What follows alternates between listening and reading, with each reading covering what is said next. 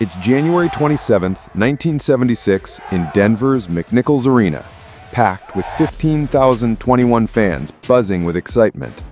Julius Erving, the New York Nets superstar who's dropping 29.3 points a game, charges down the court, plants at the free throw line, and takes off. He slams the ball through the hoop and the place goes wild. This is the ABA's first ever slam dunk contest, a desperate move by a struggling league to steal the spotlight from the NBA. The ABA is averaging just 6,000 fans a game, bleeding cash and fighting to stay alive. They lean into what they do best, flashy, jaw-dropping athleticism, and Erving's dunk becomes the moment that changes basketball forever. The ABA is in rough shape by '76. Founded in 1967, it's got this cool red, white, and blue ball and a fast-paced style, but it's no match for the NBA, where guys like Kareem Abdul-Jabbar, averaging 27.7 points, rule the headlines. The ABA's teams are lucky to pull in $500,000 a year, and some games feel like ghost towns. Jim Bucata, the ABA's marketing guy, sits down with Denver Nuggets GM Carl Scheer and finance director Jim Keeler, scrambling for ideas to fill seats. Bucata throws out a wild pitch, a dunk contest during the All-Star Game halftime. Why? Because the ABA's got dunkers, guys like Erving, who's practically a human highlight reel. They greenlighted for the '76 All-Star Game, hoping to pack the house and grab some TV eyeballs. Here's how it goes down. 5 guys, Artis Gilmore, George Gervin, Larry Kennan, David Thompson, and Erving, get 2 minutes to pull off 5 dunks. One's a standing dunk under the basket, another's from 10 feet out in the foul lane. The last 3 are freestyle, one from the left, one from the right, and one from either baseline corner. Judges score each dunk out of 10 on style, flow, crowd reaction, and creativity, so the max per dunk is 40. The Nuggets and a local radio station, K-How, toss in $1,200 in prizes. Not a fortune, but enough to get the players hyped. Gilmore, Kentucky's 7'2" giant, averaging 23.7 points, kicks things off. Gervin, San Antonio's silky smooth scorer with 21.8 points a game, follows. Kennan, also from the Spurs, brings some swagger, while Thompson, Denver's rookie star averaging 26.0 points, has the home crowd behind him. Gilmore's a beast, but his dunks are more power than pizzazz, so his score stayed decent but not spectacular. Gervin, the Iceman, looks cool as ever, but flubs 2 dunks, tanking his chances. Cannon's got flair, but his moves don't quite land. Then there's Thompson, a 6'4" spark plug, who pulls off a 360-degree spin dunk nobody's seen before. He cups the ball, his hands are too small to palm it like others, and says he got the idea from stories about Wilt Chamberlain. The crowd eats it up. But Erving, he's the guy everyone's watching.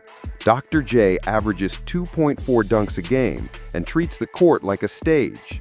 He paces out his steps from the free throw line, 15 feet from the hoop, way farther than required, and gets ready to make history. The arena's electric as the contest kicks off.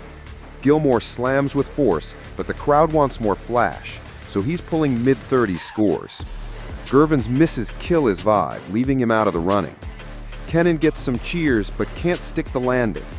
Thompson, the hometown kid, brings the house down with his 360, nabbing a perfect 50 on his final dunk, and Erving steps up. He jogs from half court, hits the free throw line, and soars like he's got wings. The ball slams through and the crowd loses it. Judges give him a 48, just shy of perfect, but it's enough to edge out Thompson, who took a 0 on a missed dunk. Erving's the champ, and that free throw line dunk becomes the stuff of legend. Thompson later says it was like watching a guy fly, and fans still talk about it as the spark that made dunks iconic. The ABA's gamble pays off big. The All-Star Game gets buzz, and the dunk contest steals the show. By summer '76, the ABA merges with the NBA, bringing 4 teams, the Nets, Nuggets, Spurs, and Pacers, into the league. The NBA, now at 22 teams, smells opportunity. Same year, Arthur Erhat patents a breakaway rim that bends without breaking, making dunks safer. the NBA lifts its decade-long dunk ban for the 76-77 season and tests a season-long dunk competition during game halftimes. 22 players, including big names like Abdul-Jabbar, averaging 26.2 points, and Erving, join in.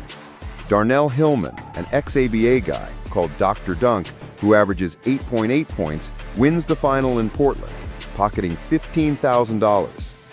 He doesn't even get a trophy until 2017, but his win shows the dunk's growing pull. Fast forward to 1984, and the NBA brings the dunk contest back as a marquee event at All-Star Weekend in Denver.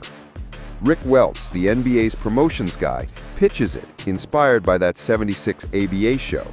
David Stern, about to take over as commissioner, loves the idea. It's a nod to basketball's roots and a way to sell tickets. They pack McNichols Arena with 17,251 fans. 9 dunkers step up. Erving, now 33 and still averaging 22.4 points. Nance, Phoenix's high flyer with 17.1 points. Wilkins, Atlanta's 25.7-point scoring machine. And young guns like Clyde Drexler, averaging 17.2 points, and 7'4" Ralph Sampson.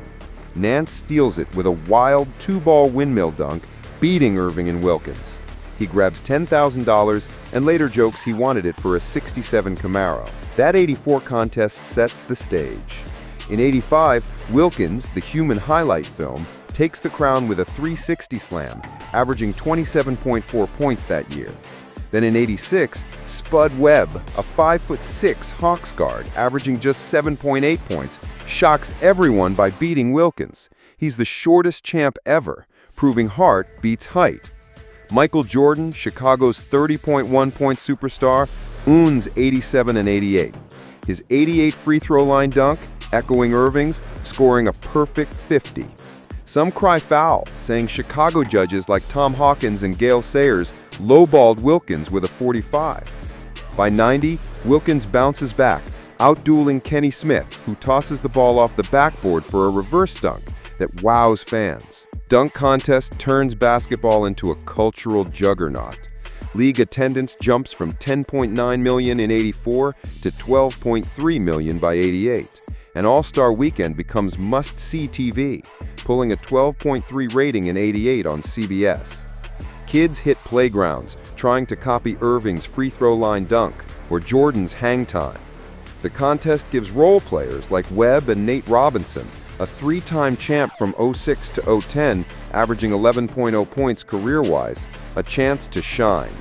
But by the '90s, big stars like Jordan start sitting out, worried about injuries or egos. Guys like Harold Miner, a 13.7-point scorer who wins in '93 and '95, keep it fresh with reverse power dunks. The contest hits snags. In '98, it swapped for a weird WNBA-NBA 2-ball event, and a '99 lockout cancels the All-Star game. Then Vince Carter saves it in 2000, throwing down a 360 windmill and a between-the-legs slam that earn a perfect 50 and pull 17.8 million viewers. But keeping it fresh gets tough. Stars like LeBron James, averaging 27.1 points over his career, skip it, citing risks. A clunky East versus West format in 2014 flops. Still, players like Zach LaVine, who won in '15 and '16 with gravity-defying spins, and Mac McClung, a 5.8-point G-leaguer who takes 23 and 25, keep the fire alive with creative flair. The slam dunk contest, born in '76 from the ABA's fight to survive, makes basketball a spectacle. Erving's leap, Nance's 2-ball jam, Webb's underdog magic, and Carter's showstoppers turn dunks into art. All-Star Weekend now averages 7.8 million viewers in the 2020s, and the contest remains a stage where one moment can spark a legacy. That's it for this video. I'll be posting a lot here. I would greatly appreciate it if you could subscribe. Thanks for watching.